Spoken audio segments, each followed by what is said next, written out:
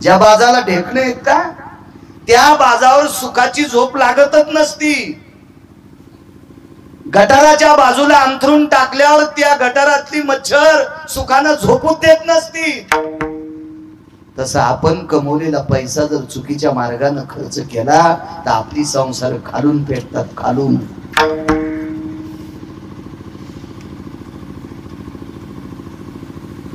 परवाला याच्याही पलीकडचं दुर्भिक्ष.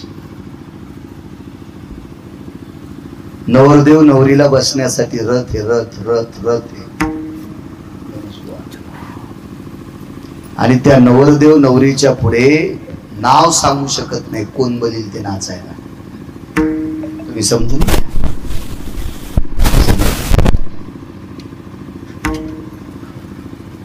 कॅमेरे चालू नसते तर आजू सांगितलं असत.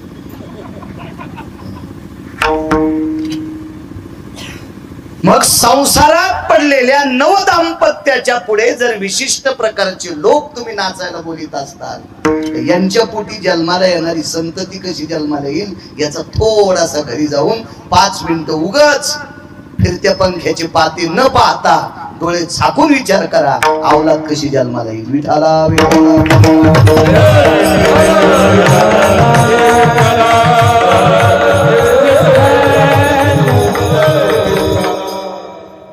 महाराज, प्रपंचाच्या सुरुवातीचा विधी आहे नारायण पूजा, भगवान विष्णूची पूजा. प्रपंचाची सुरुवात आपल्याकडे देवदेवतेचे दर्शन घेऊन प्रपंचाला सुरुवात करतात. याच्या पलीकडे सांगू, हा संपूर्ण विधी आटपल्याच्या नंतर वाण देण्याचा कार्यक्रम असतो. वाण कशाला म्हणायचं? त्या नवरदेवानं आपल्या भावकीतल्या प्रत्येक देवाऱ्याचं दर्शन घ्यायचं आणि त्याच्या पत्नीला सांगायचं, प्रिये पळीत पाया, हे लहान्या काकाचा देवारा आहे, हे मधल्या काकाचा देवारा आहे, हे मोठ्या काकांचा देवारा आहे, त्या मुंडातल्या आजोबांचा देवारा आहे, त्या अमक्या अमक्या घरातला देवारा आहे.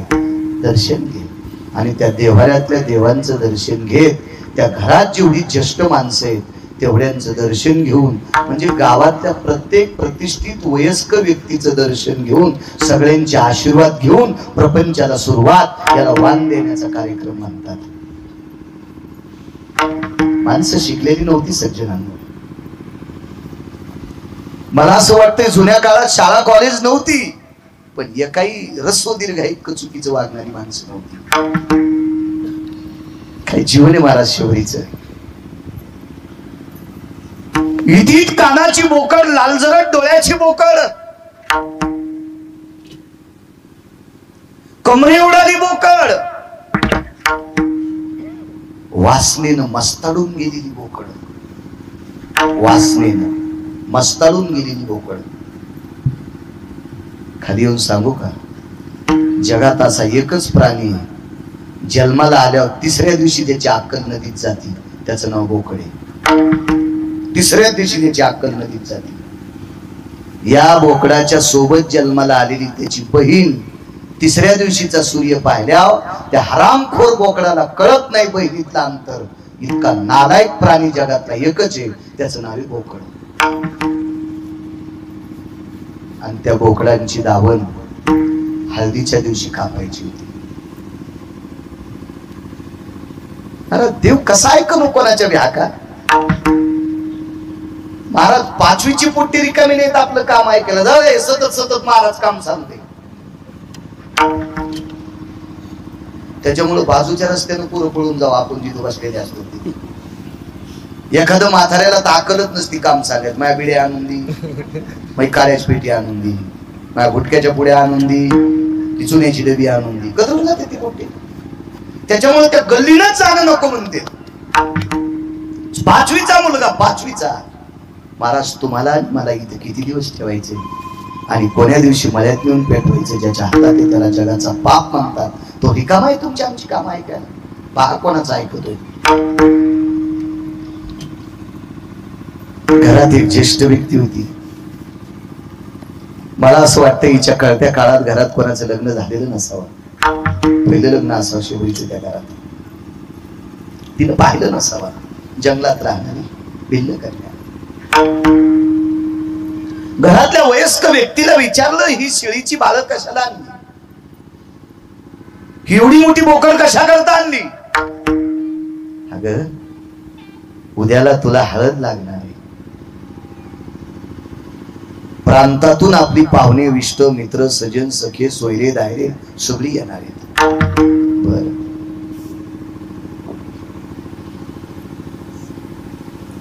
त्या पाहुण्यांच्या स्वागता करता बोकडांची मेजवानी. तर्कशास्त्राचा सिद्धांत आहे, शबरीला बोकड पाहिल्यावर वैराग्य झालं.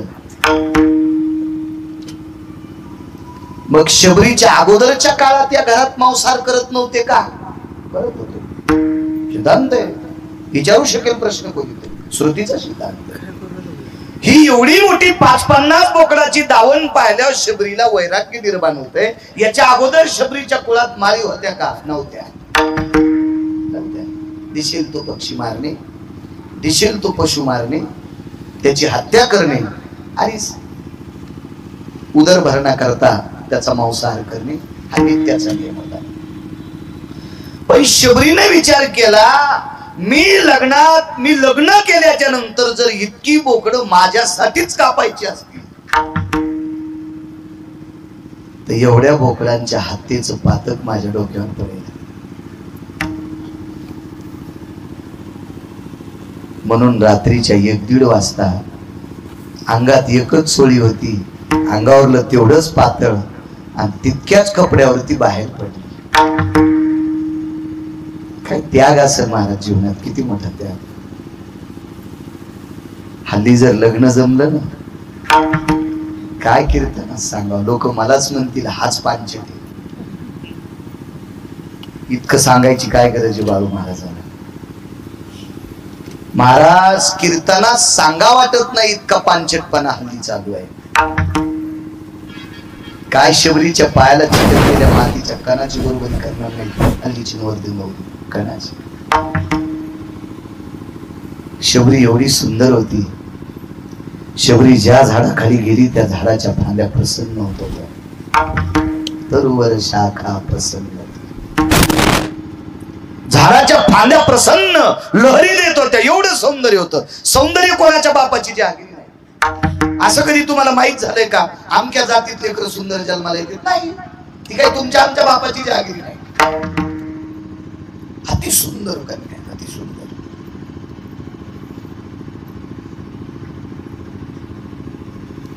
एवढी सुंदर असताना प्रपंचात पडण्याचा त्याग केला.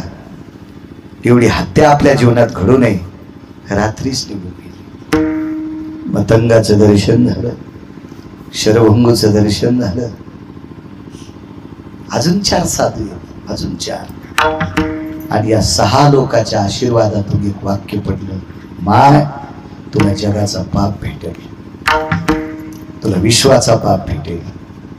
जगदानंद कंद जगतपती पंढरीश पांडुरंग परमात्मा मर्यादा पुरुषोत्तम रामचंद्र भेटतील.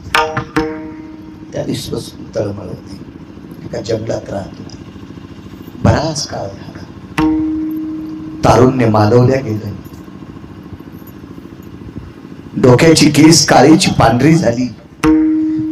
पांढऱ्या केसाचे केस पिंगट होऊन गेले. पिंगट रंग आला त्याला. जिच्या चेहऱ्याचं सौंदर्य पाहिल्याच्या नंतर झाडाच्या फांद्या प्रसन्न होत होत्या, कळ्या उमलत होत्या. इतकं सौंदर्य शबरीला होतं. त्या शबरीचं शरीर कृश झालेलं आहे. लोण्यासारखी मऊ त्वचा झालेली आहे. डोळ्याला एकच दिसत होत, विश्वाचा बाप कधी येईल, तुम्हाला कधी भेटेल. राम राम राम राम राम सारखा अंतःकरणाची शुभ संकेत झाले. हाकेश्वर शिवडी सांगतो, एक दिवस आझा उजाडला. त्या दिवशी स्नान आटपलं, फुलं तोडली, रस्त्याला फुलाच्या पाकळ्या टाकल्या. पर्णकुटीतल्या मतकुंभामध्ये विसरून पुनश्च पाणी एका सरोवराचं भरून ठेवलं. देव आल्याच्या नंतर त्याला काहीतरी फलार द्यावा. बद्री फळाने द्रोण भरून ठेवले.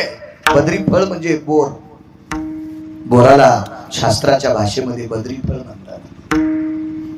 बद्री फळाचे द्रोण भरून ठेवले आणि पर्णकुटीच्या दारात बसली. यान देवा, यान देवा, देवा द्या ना मला भेट. टाव फुटला. देवा, देवा मी भिल्लाच्या कुळात याच्या करता येत नाहीत. देवा माझ्या कुळातली लोक मांसाहार करतात त्याच्या करता येत नाहीत. देवा द्या ना मला भेट. देवा मी वासनेला विस्तू लावला प्रभू. देवा मी कामाला विस्तू लावला, वासनेला विस्तू लावला प्रभू. देवा कोणाची पर्वा न करता जन्मदात्या माय बापाला सोडून माझ्या प्रापंचिक जीवनात हिंसा होणे याच्या करता कामाला विस्तू लावला, तारुण्य मातीत घातलं. देवा बघा ना देवा माझ्याकडे बघा.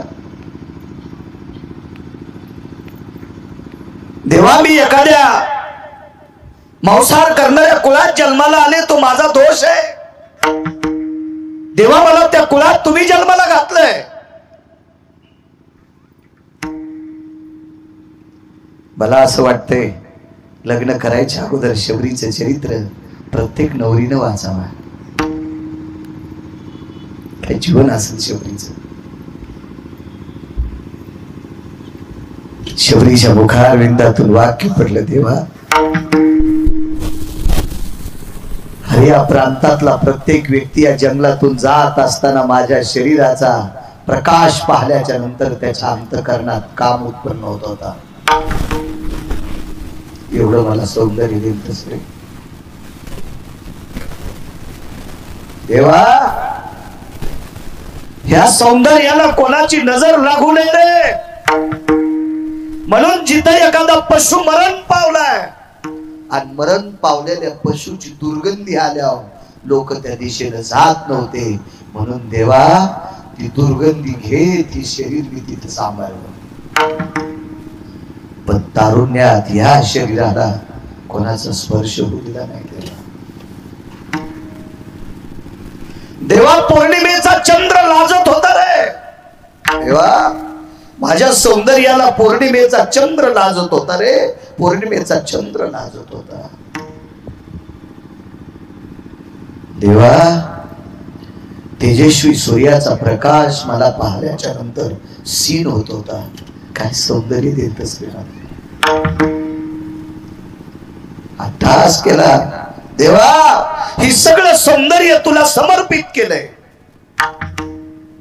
देवा बाप तुला म्हणाले, माय तुला म्हणाले, भाऊ तुला म्हणाले, इष्टमित्र सजन सोयरे तुला म्हणाले. राहिला प्रश्न पतीचा तर पती सुद्धा तुलाच म्हणाले. वरिले सावळे परत हे काय अंत करण्यात आला असेल ना देवा. हे फक्त मी तुलाच म्हणाले, तुलाच म्हणाले. आणि न देवा दिलं रे भेट प्रभू दिलं.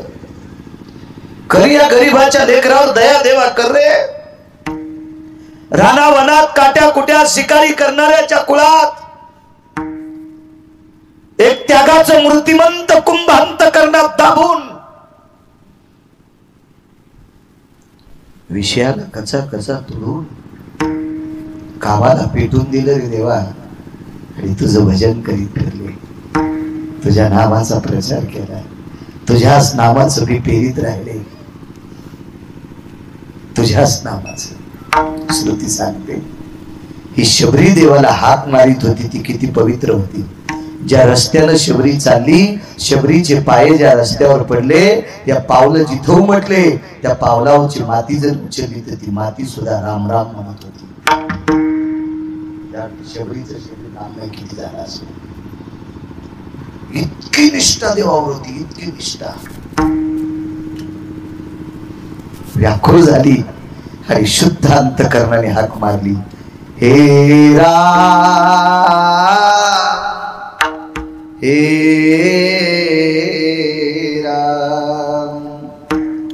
हे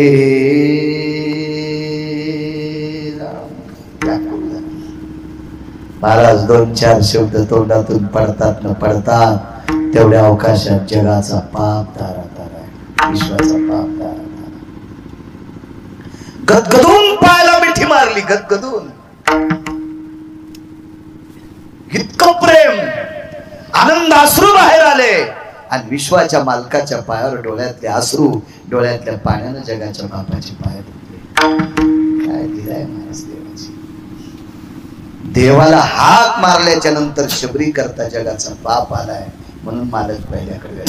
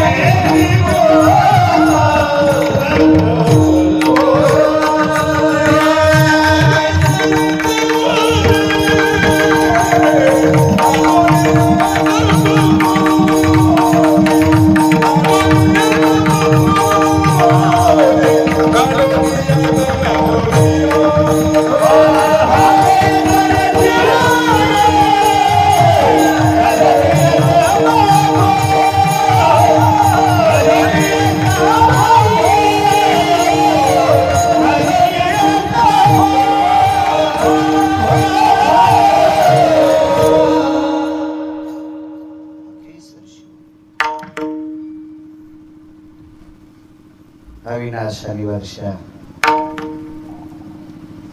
श्रावण, अविनाश आणि श्रावण. मला शबरीच्या पायाला चिटकलेल्या मातीची बरोबरी मी सुद्धा करू शकत नाही. ते कशी करते पण एक सोपानराव, एक या दोघांना विनंती करेल,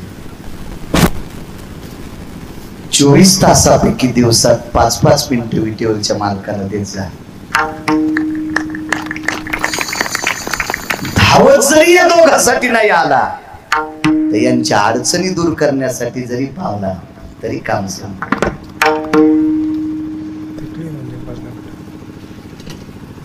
माऊली देव भेटला कशाला म्हणायचं माहिती? अंगावरच्या एका कपड्यावर आलेली माणसं तुम्ही आनंदानं 2 टायमाची भाकरी खाऊन चांगल्या घरात राहता, यालाच म्हणायचं सोपानराव देव भेटला. याला म्हणायचं देव भेटला. तुम्हाला मिठीच घालीन, जवळच येईन, हातात हात देईन, इतका रिकाम आहे का तू? आपल्याला एक बायको असून आपण रिकामी नाही. त्याला 16,108 येतात. आपला पिना पारायला तरी आपण रिकामे नाही.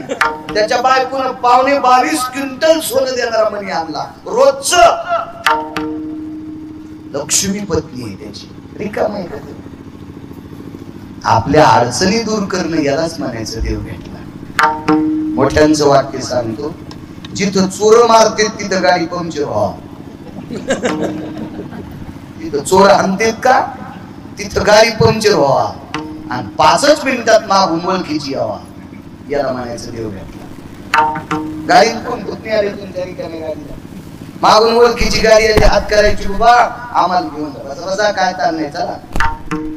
नाही नाही पटकन काय नाही म्हणले, पिस्तोल माझ्या कमराला, काय करते चोटते. इतक्या ओळखीच्या माणसाची गणेश भाऊ गाडी यलमान्याचा देव घेतला. पण दिवसाकाठी 5 मिनिटं तरी द्यायचा प्रयत्न करा, फक्त 5 मिनिटं. निश्चित जगाच्या मालकाची कृपा होईल. मोबाईलला कितकाला वेळ द्याली तुम्ही चॅटिंग करण्यासाठी. तुला वाढदिवसाच्या शुभेच्छा. वा वा वा वा, काय चांगल्या माणसाला शुभेच्छा दिल्या. सकाळीच बायकोनं त्याचं धुतर लाल घुसतर आणला होता. ज्याच्या बायकोनं गालाची कातडीने घुसतर आणलाय आणि त्याला तुम्ही वाढदिवसाच्या शुभेच्छा द्याला, ते लोन जर तुमच्याकडे आलं टाळूशो घुसतर बायको नाही. मला असं वाटतंय हाच टाइम आपण जर हरिपाठा करता दिला, हाच टाइम एखादा ग्रंथ वाचन करता दिला, हाच टाइम 5 मिनिटं जप करण्यासाठी दिला, हाच टाइम आपल्या नातवांना 1-2 शिकवण्यासाठी दिला, हाच टाइम आपल्या नातवांना बाराखडी शिकवण्यासाठी दिला, हाच टाइम आपल्या नातवांना विषडी शिकवण्यासाठी दिला, तर आपले ते हिरे मोठे होतील. भंगिरेला टाइम देऊ नका. द्यायचा असेल तर रक्ताच्या नात्यातल्या लोकांना टाइम द्या, द्यायचा असेल तर दीनदुबळ्यांना टाइम द्या, द्याची धमकच असेल तर देवाच्या भजनाकरता टाइम द्या. हराम खोरासाठी 1 मिनिट देऊ नका.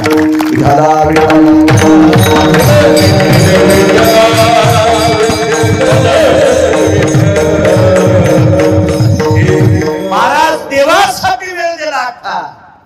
जगाच्या बापानं स्वतःच्या दुःखावर पांघरून घातलं आणि शेवटीसाठी धावला. केसर शिवली. देवासाठी वेळ द्या. संसारातल्या लोकांना निश्चित आपल्यावर ते उणीवता जे काही अडचणी असतील ते भागवण्याचा प्रयत्न करेल. फार श्रीमंताची मुलगी होती एका, फार मोठ्या श्रीमंताची मुलगी.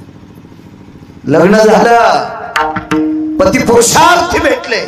धर्म, भीम, अर्जुन, नकुल, सहदेव, काय पुरुषार्थी पती. त्याच्यापैकी एक पती किती पुरुषार्थी होता सांगू? नराचा होता. अर्जुनाच्या वक्षस्थळावर स्तन नव्हते. आपल्याला खोटे कहत नाही आहेत. अर्जुनाला नव्हते. नर नर नर नराचा अवतार करते. कोण धर्म? पृथ्वी ज्यांच्या रथावर प्रेम करते, इतका निष्ठावंत इमानदार राजा, ज्याच्या रथाची चाकं घासू नये इतकी निष्ठा. खुर्चीवर नव्हती,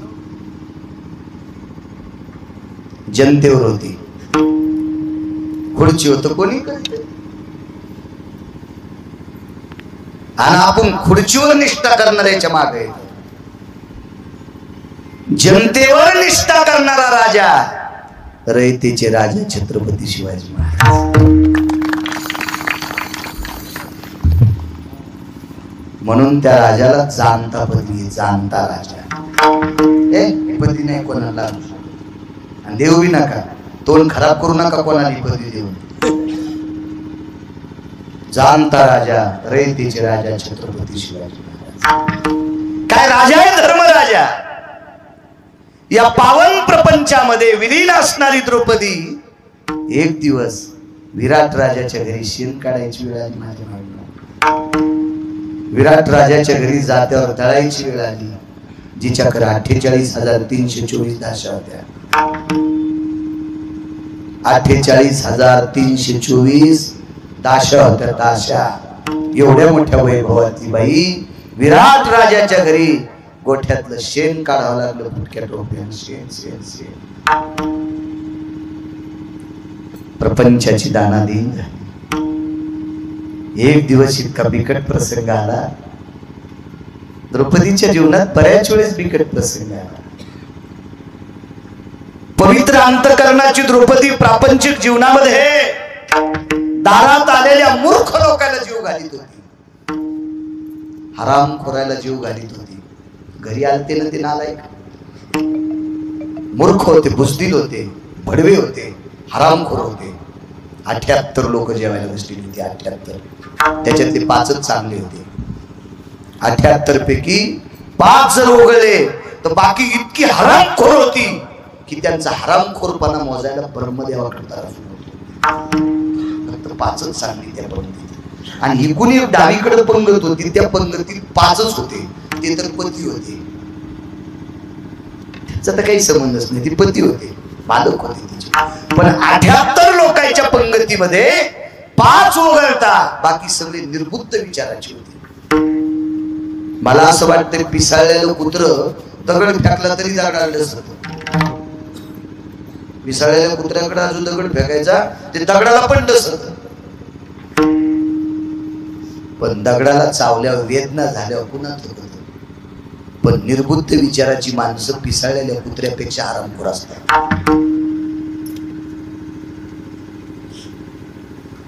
त्याच्यापैकी 78 लोक होती, 5 वगळता.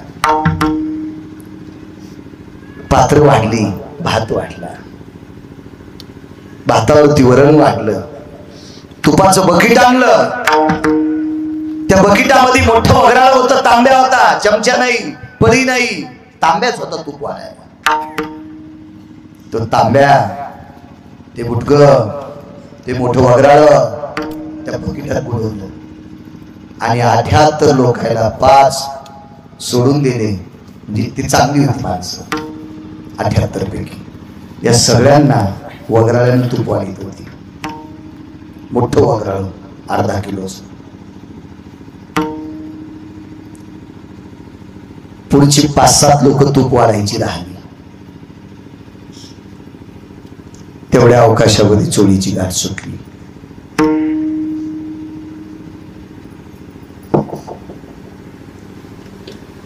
जुन्या बायकांना विचारा, माझ्या वयस्क आजीबाईंना विचारा, पूर्वीच्या काळात गाठीची चोळी असायची.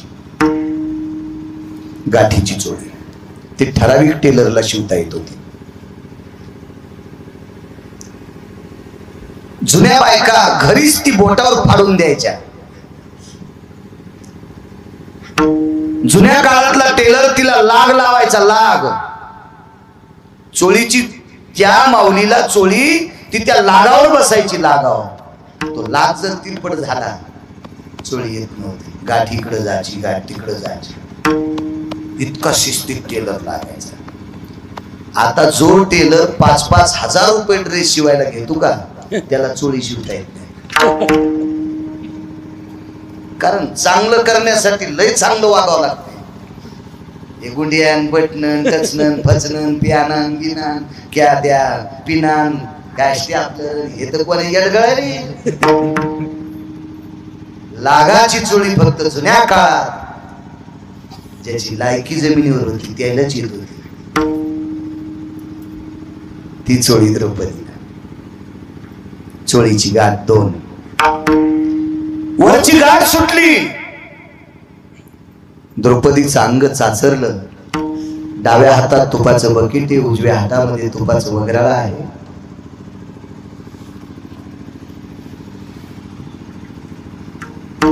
आणि 5-7 लोकांना वाढत असताना चोळीची गाठ सुटली. तिच्या लक्षात आलं बकेट खाली टेकावं, वगराळ बकेटात टाकावं आणि आपण ती सुटलेली चोळीची गाठ मारावा. तेवढ्या अवकाशात 78 लोकांपैकी 1 नंबरचा भाडवा होता. कोणती शिवी देवा कळतच नाही मला, पण ह्या पुढे त्याच्यामुळे देवा नालायकन भडवा काहीच नाही. मला अशी अस्सल देव वाटते त्याला. इतका हरामखोर होता तो. त्याचं नाव होतं इन्मख. त्याचं नाव इन्मख, इन्मख. आणि पहिल्यांदा चोळीची गाठ सुटलेली त्याने पाहिली. पापी येतो, पापी. तुम्हाला एक सांगू का, माणसाच्या जीवनातला परमार्थ कधी संपत असतो, माणसाच्या जीवनातलं पुण्य कधी संपत असतं, माणसाच्या जीवनातला सदाचार कधी संपत असतो, माणसाचं चारित्र्य कधी मातीत जाते, माणसाच्या जीवनातला चांगुलपणा कधी जळून जातो.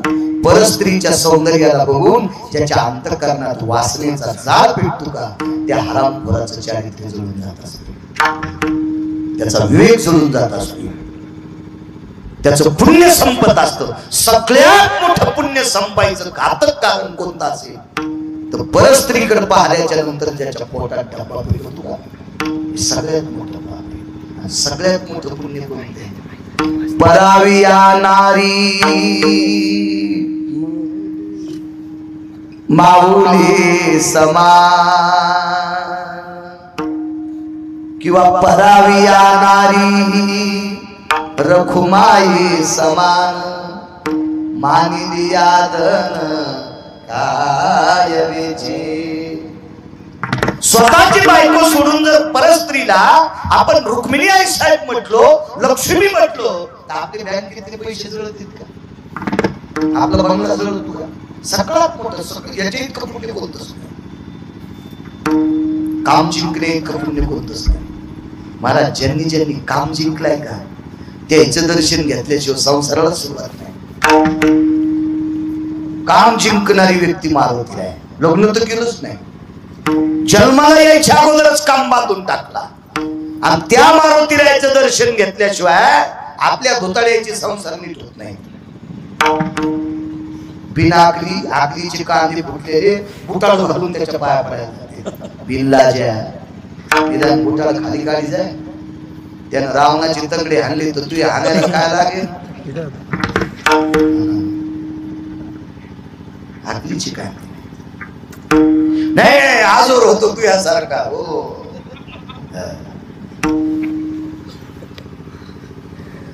ज्याला 80,000 बायका होत्या त्याला आपटू हाणले, तुला काय काल परवा एक कुरकुंची भेटली. 4-2 वर्षाला तुझ्या बरगड्यात चट उघड्या होत्या.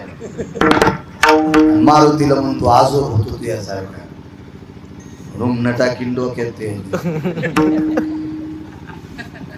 ज्यानं काम जिंकलाय त्याचं दर्शन घेतल्याशिवाय आपल्या प्रपंचाला सुरुवात नाही. यश नाही आपल्या संसाराला. काम जिंकणे गरजेचं आहे. इन्मख हराम खोर होता.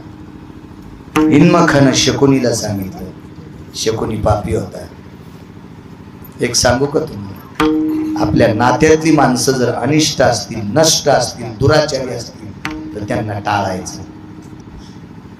ते श्रीमंत असले तरी टाळायचे. महाराज गांधारीने एक चूक केली. गांधारीचे 100 पोरं मरण्याचं कारण तिचा सख्खा भाऊ होता. गांधारीला माहित होता आपला भाऊ नालायक आहे, आपला भाऊ पंचट आहे, तरी पण भावाचा पुळका ठेवला आणि भाऊ तिनं तिच्या घरी सांभाळला. म्हणून हिच्या 100 सुना ढवळ्या साडी राहिल्या, पांढऱ्या साडी 100ला 100 काटे गेले. इतका शकुन्या नालायक होता. गांधार देशाचा राजा होता. इन्मकानं सांगितलं, राजन देखो बोला. इन्मक आधीच राखेल होता आणि शकुन्या इस्तू होता. इन्मक राखेल आणि शकुन्या इस्तू होता. आणि या इष्ट्याला साम्र करणारा दुर्योधन आला. आणि दुर्योधनाला आपलं केलं वाढ. 1 नंबरची चोळीची गाठ सुटली होती.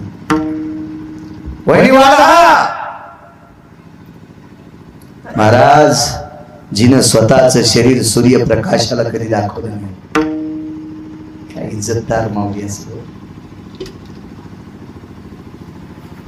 काय पवित्रता होती आपल्या संस्कृतीमध्ये. एक सांगू का माझ्या माईंनो, साड्यावाल्यांनो, कधी कधी लुगड्यावाल्या जुन्या मथारीकडे बघा.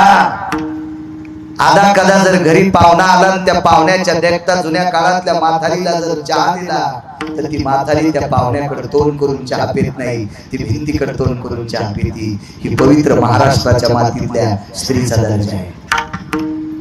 बघा बघा बघा जुन्या काळातल्या मावळ्यांकडे बघा. काय शिस्त, काय वैचारिक पातळी. महाराज माझ्या लहानपणी आज सुद्धा आज आज आज आज माझं वय 42-43 आहे. पण माझ्या सानिध्यातल्या 5-7 म्हाताऱ्या माझ्यापेक्षा 1.5 पटीनं त्यांच्या मुलांची वय आहे. मला पाहिल्याच्या नंतर 95 वर्षाची म्हातारी पदराला हात लावते. पवित्र माऊली महाराष्ट्र. काय वैचारिक पातळी महाराजा मान एक सांगू का माझ्या माहिती, या पवित्र अंतःकरणाच्या स्त्रियांमुळे आपले संसार सुखात येतात. या पवित्र अंतःकरणाच्या स्त्रिया ज्या दिवशी संपतील का त्या दिवशी आपल्या संसाराचा तमाशा नाही झाला तर मला गिरगाव करू म्हणू नका. विठाला विठाला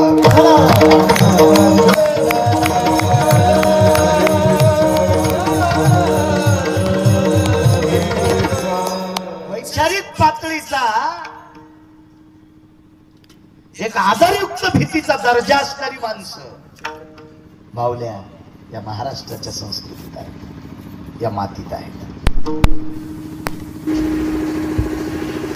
नालायक होता दुर्योधन.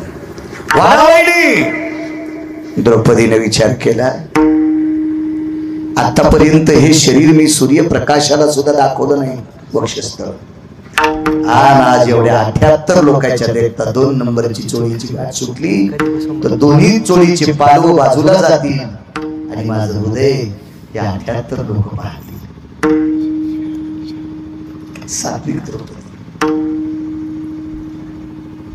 देवाचा धावा केला. देवा कोण्या जन्मातलं पाप उदयाला आलं रे देवा.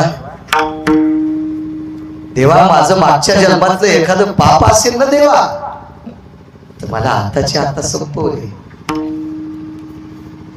मला नाही जगण्याचा अधिकार देवा. नको रे देवा मला नाही जगायचं, मला नाही इथून पुढचं जीवन काढायचं रे देवा. देवा एक तुला विनंती करते रे, हे शरीर जर एखाद्या तारुण्य दशेतल्या मुसमुशीतल्या तारुण्यातल्या लोकांनी उघडं पाहावं त्याच्यापेक्षा या शरीरावर पालथ्या गवऱ्या पडलेल्या बऱ्या. उदात्त अंतःकरणाने सुस्कार सोडला आणि अवघ्या 4 सेकंदात गाठ सुटणार. 4 सेकंदात गाठ. द्रौपदीनं स्वतःला विचारलं, जगू शकत नाही. तेवढ्या अवकाशात जगाच्या बापाने सूक्ष्म रूप घेतलं. सूक्ष्म राईसारखं, फुलासारखं, खसखशीच्या दाण्यासारखं सूक्ष्म रूप धरलं आणि श्वासात आत प्रवेश केला. 2 हात द्रौपदीला पुरवताच होती. एका हातात तुपाचं बकीट होतं, एका हातात तुपाचं वगराळ होतं. पाप्यांना वाढत होती आणि चाचरत होतं. 2 नंबरची चोळीची गाठ 2 सेकंदात सुटणार आहे. तेवढ्या अवकाशात श्वासातनं प्रवेश केला आणि स्वतः देवाचे 2 हात तयार झाले. 2 हातांना तूप तर वाढतच होती पण देवाला प्रवेश केल्यावर 2 हात पुन्हा तयार झाले आणि ती चोळीची गाठ मारली. म्हणून मालक पहिल्या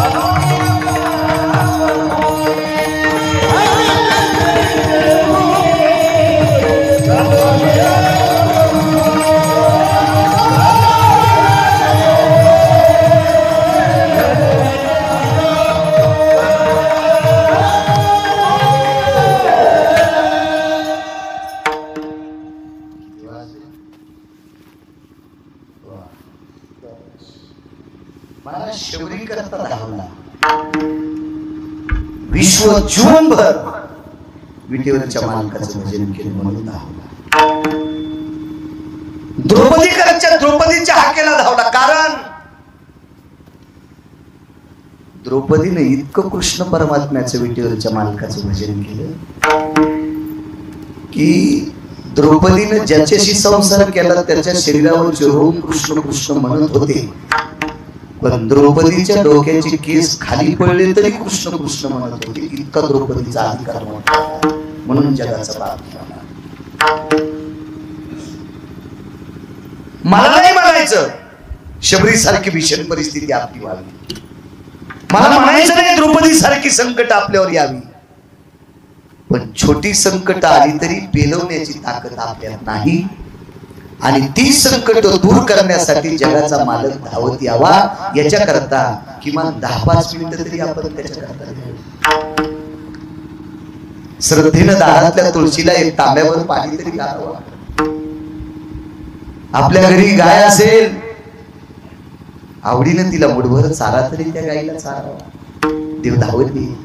आपल्या घरी म्हातारी आजी असेल, आपली सासूबाई असेल, आपले सासरे असतील, त्यांना आनंदानं सकाळ संध्याकाळ 2 टाइम भाकरी जरी दिली तरी जगाचा मालक त्या कामाखातर लागेल. नाही हो द्या शबरी इतका परमार्थ आपला, नाही हो द्या द्रौपदी इतका परमार्थ आपला, पण आपल्या घरातल्या लोकांची जर आपण सेवा केली तर निश्चित आपल्या अडचणी दूर करील, यालाच म्हणायचं देव. एका बाईची प्रसूती जवळ आली, बाळांतपण घरी कोणी नाही, कोणीच नाही घरी, कोणीच. लहानस झोपडे, बाई माणूस तर घरी कोणीच नव्हतं, सासू कधीच गेलेली होती. सासराही जात्रा आलेला होता, घरी फक्त मालक होते, मालकही बाहेर गावी गेले. सकाळची वेळ आहे, स्नान आटपलं, दारातला सडा झाला, तुळशीला पाणी घातलेलं होतं. दारात एक घरात एक देवाचा अधिष्ठान म्हणून लाकडाचा ठोकळा टेकलेला होता, त्याच्यावर रोज एक ताजी मंजूर ठेवायची आणि एक बुक्याचं बोट तिथे लावायचं. विटेवरचा मालक म्हणून त्या जागेचं दर्शन घ्यायचं.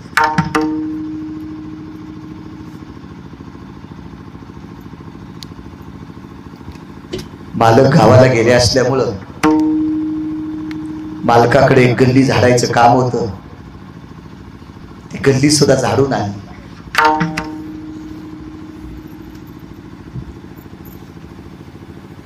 गल्ली झाडायच्या नंतर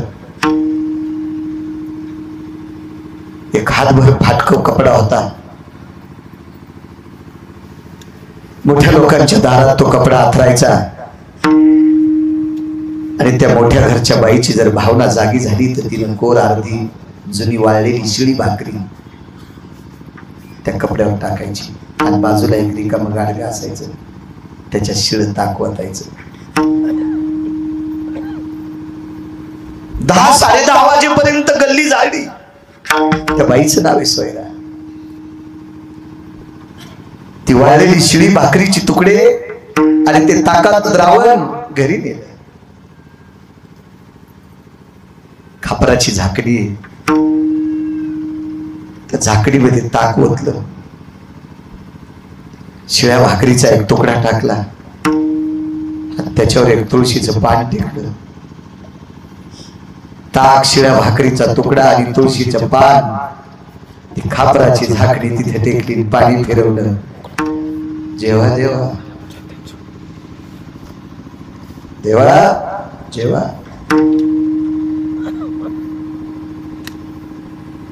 सज्जनो, 2 मिनिटात त्या झाकणीत ताक आणि शिळ्या भाकरीचा तुकडा शिल्लक राहत नाही.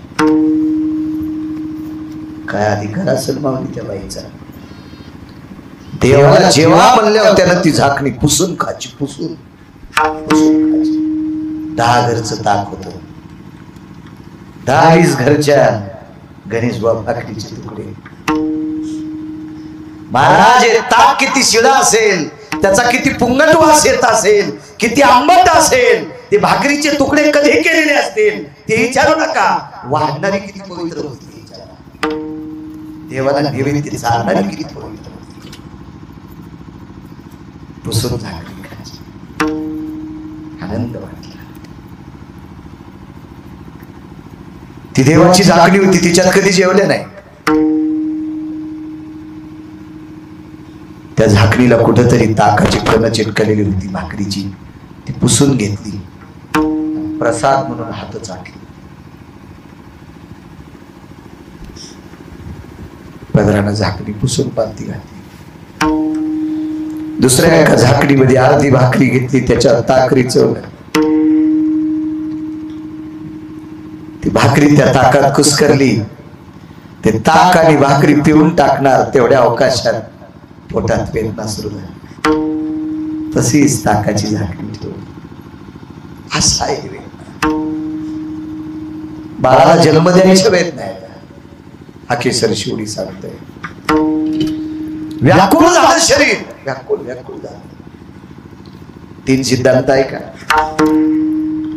एकीनं कामाला इस्तू लावला, म्हणजे वासनेला इस्तू लावला आणि भजन केलं म्हणून देव शबरी करत राहिला. एकीनं प्रपंच करून सगळ्यांची सेवा करून मूर्खाला जेवायला वाढायचं, तरी पण विटेवरच्या मालकाचं भजन करायचं म्हणून त्या द्रौपदी करत राहिला. तिसरा मुद्दा आहे का? अत्यंत परिस्थिती नाजूक. प्रसूतीच्या वेदना सुरू झाल्या. माझ्या महिनो, मी काय सांगू शकणार आहे तुम्हाला. बाळाला जन्म देत असताना या पवित्र भारत देशातल्या पवित्र स्त्रीला, या भारत देशातल्या महाराष्ट्राच्या मातीतील स्त्रीला बाळाला जन्म देत असताना काय वेदना होत असते. एखादी गायनिक कोणी व्यक्ती असेल ना, गायनिक, प्रसूती तज्ञ, त्या प्रसूती तज्ञाला विचारा,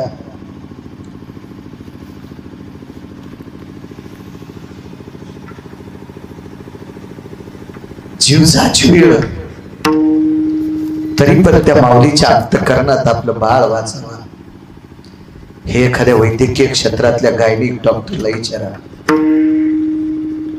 मला कधी कधी जालना हॉस्पिटलला जाण्याचा योग येतो डॉक्टर उशे साहेबांकडे. आदरणीय सौभाग्यवती अंजली ताई उशे साहेबांच्या धर्मपत्नी गायनिका आहेत. कधी कधी असे काही किस्से ऐकायला भेटतात. महाराज, शक्य नव्हतं, ती आई वाचणं शक्य नव्हती, ते बाळ वाचणं शक्य नव्हतं, प्रयत्न करत राहिलो, परमेश्वराने व्यस्त दिलं, ती आई वाचली, बाळही वाचली. काय दुःख असेल त्या आईला. असा आहे वेदना. माझ्या माईंनो, तुमच्या बाजूला तुमची आई असते, तुमची सासू असते, तुमची बहीण असते, तुमच्या नात्यातली लोक असतात, तुमच्या बाजूला पैशानं खिशे भरलेली माणसं असतात, तुमच्यासाठी 4 चाकाची गाडी असते, तुम्हाला चांगल्या प्रतीचं हॉस्पिटल असतं, तरी वेदना सहन करण्याची क्षमता तुमच्यात नसते. एकटी बाई झोपड्यात राहते, घरी कोणी नाही. असाय वेदना कंठाला गेल्या. देवा देवा, अरे मला जरी मारलंस तरी मार रे, पण पोटात निष्पाप आहे, याला सुखरूप जन्माला घाल. धाव रे देवा, धाव म्हटल्याबरोबर देव आला. आवाज चोखा. पोटाला हात लावून वाकत वाकत गेल्या आणि झोपड्याचा ताटवा उघडला. समोर भारदस्त फेटा घातलेला, पांढरी शुभ्र धोतर असलेला, चमचम चमकणारं पांढर शुभ्र चंद्राच्या प्रकाशाला नाचविला असा सुंदरसा सदरा आहे. कुरकुर वाजणारा भूत त्या आकड्याची काठी आहे. काय तो जगाचा बाप आहे. पाहिल्याबरोबर मान खाली घातली. मालक, धनी घरी नाही. धनी म्हणजे नवरा, आणि विश्वाच्या बापाला मालक शब्द वापरला. मालक, धनी घरी नाही. ताटवा लावून घेतला. 5-10 मिनिटांना आक्रोश केला देवा, धावरे माय बाप्पा. माणसाच्याच रूपात रूप बदलून टोपी घालून चलता येत नव्हतं. बसत बसत ताटव्या उघडा, धनी घरी नाहीत माय बाप. देवाने विचार केला, हात मला मारते आणि मी दारात गेल्याच्या नंतर नवरा घरी नाही म्हणते. असं 2-3 वेळेस झालं. एकदा तर सरकता येत नव्हतं. लुणगळत लुणगळत त्या ताटवीपर्यंत गेल्या आणि त्या झोपडीचा ताटवा उघडा आणि गोड हात करण्यानं सांगितलं, माय बाप धनी घरी नाहीत, धनी घरी नाहीत. याच्यातलं काय घ्यायचं सांग का माझ्या मायनं. भारांतपण करण्यासाठी घरी नाही कोणी, तितक्या असहाय्य वेदना, हजारो इंचू चावावा इतका त्रास ज्या माऊलीला होत होता, तरी पण त्या माऊलीनं नवऱ्याला धनी म्हणावा, धनी म्हणावा, धनी म्हणावा, हा तिचा पुण्याचा पुरुषार्थ होता. आपण थोड्याशा चुकासाठी नवऱ्याला नाव ठेवता, थोड्याच्या सुखासाठी याच्या संसारात कवडीची अक्कल नाही असं म्हणतात, याच्या संसारात एका तिळाईक सुख नाही असं सरळ सरळ म्हणतात. कसा स्त्रीत्वाचा पुरुषार्थ आपल्याला आहे, कुठे बाईचा त्रास. मला नाही वाटत घरातल्या लोकांना नाव ठेवल्यावर महादेवाला तुम्ही 35 घागरी पाणी जरी टाकलं तर महादेवाच्या गोळ्याने घरातल्या लोकांना कधी बोलत नाही महादेवाला घागरी पाहतो. सासू सासऱ्याला टायमाला भाकर नाही आणि पांडुरंगाला मंजुळावा आली, रिकामा नाही पांडुरंग, रिकामा नाही, रिकामा नाही. नाटक करायचीच नाही. या नवरदेव नवरीला सांगेल, नका काही करू रे, नका काही करू. काय नाव आहे त्या मुलाचं? अविनाश. ते अरुणराव सोपानराव बैठकीत भेटले, म्हणले महाराज माझ्या आईचं काहीच नाही दुखलं,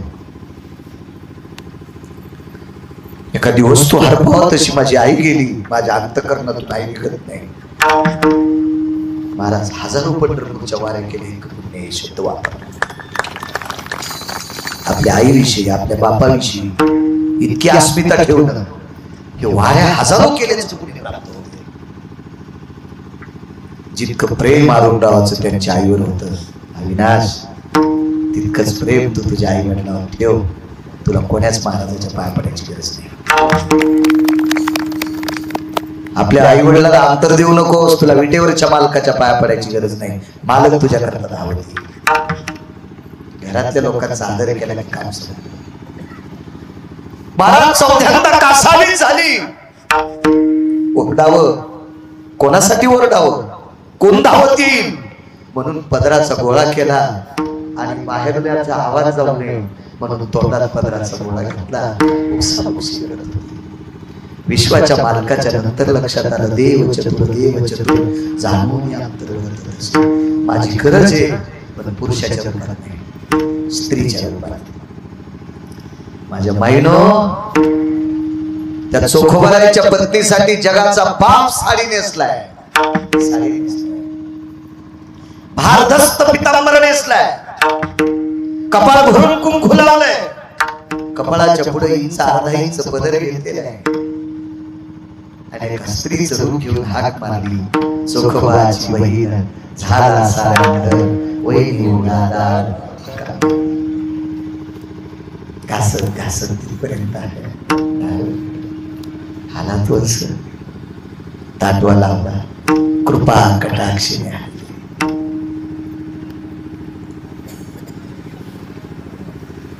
वाट कृपेची करीत जीवातळी अंतरी तू जीवा पुरा. आळंदीतल्या मालकांचं वाक्य. महाराज त्याच्यावर निष्ठा ठेवली की कृपेची वाट करू, जीवातळी अंतरी तू जीवा पुरा. स्वतः बाई झाला. मला सांगा, इथं बसलेल्या कोणत्याही माणसाला जर आज 10,000 रुपये दिले आणि त्याला सांगितलं माऊली तालुक्यात 1 महिन्यावर रुग्ण नेसून फिरा. ते म्हणला मरण, भाकरी नाही खायला भेटल्या तर तसाच वार पिऊन मरण, पण साडी नेसणार नाही. कोण माहिती? तुम्ही आणि मी. महाराज जगाचा बाप 27 दिवस रुग्ण नेसणार. 27 दिवस हात मारल्याबरोबर हाकेसर सोडी. पण कारण आधी आहे का? कारण पुण्य कोणतं होतं बाईकडे?